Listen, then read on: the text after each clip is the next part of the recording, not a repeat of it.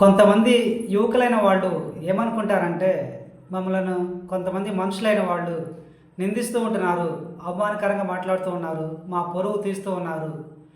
అప్పుడు వాళ్ళు అలా చేస్తూ ఉన్నందుకు మాకు వాళ్ళు అనే మాటలే పదే పదే గుర్తొస్తూ ఉన్నాయి.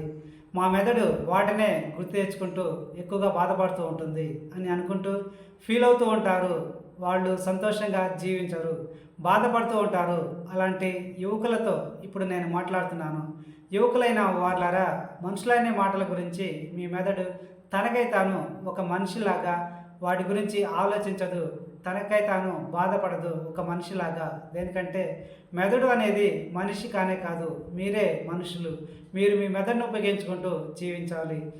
మీరు మీ తలలో వింటున్న ఆ ఆలోచనలు అన్నీ కూడా మీవి కానే కాదు, మీ శరీరాల మీద అధికారాన్ని కలిగి ఉన్న లోకాధికారి అయిన సర్పానివే అని నేను మీకు చెబుతున్నాను.